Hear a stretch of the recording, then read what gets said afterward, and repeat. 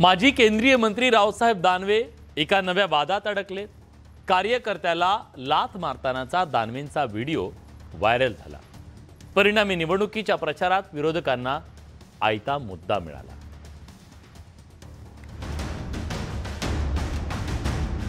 रावसाहेब दानवेंनी पाय दाखवून अवलक्षण करून घेतलं असं म्हणण्याची वेळ आली। आता झालं असं की विधानसभा निवडणुकीच्या पार्श्वभूमीवर अर्जुन खोतकर हे रावसाहेब दानवेंच्या भेटीला गेले होते। त्यावेळी हे दोन्ही नेते फोटो घेत असताना बाजूला उभ्या असलेल्या अहमद शेख या कार्यकर्त्याला दानवेंनी लाथ मारून बाजूला केला। तो व्हिडिओ सोशल मीडियावर चांगलाच व्हायरल झाला आणि दानवेंवर टीकेचा भडीमार सुरू झाला। भाजपचे नेते कार्यकर्त्यांना कशी वागणूक देतात त्याचा हा पुरावा असल्याचा टोला महाविकास आघाडीच्या नेत्यांनी लावला।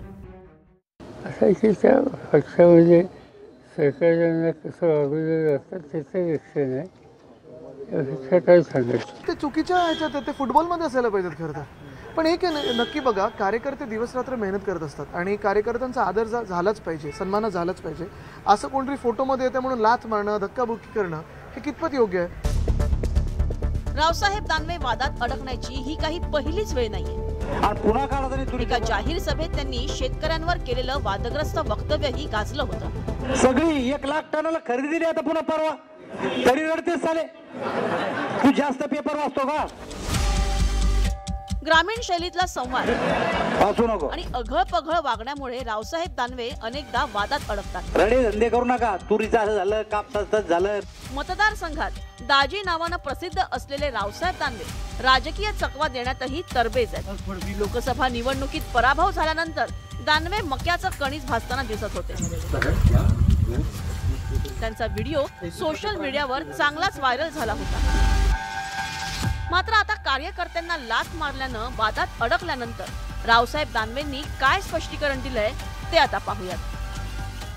लाथ नाही मारली, तो माझा रोजचा मित्र आहे। आम्ही दोघं एकाच वयाचे। अर्जुन खोतकर आले, आमचे दोन्ही हात गुंतलेले, माझं मागून शर्ट गुंतलेलं होतं, ते शर्ट काढायला गेला। मी तो कोण असं करू राहिला, आम्ही तर चर्चा करून त्याला या बाजूला असं म्हणत त्याला विचारून त्याचा घ्या ना तो व्हिडिओ।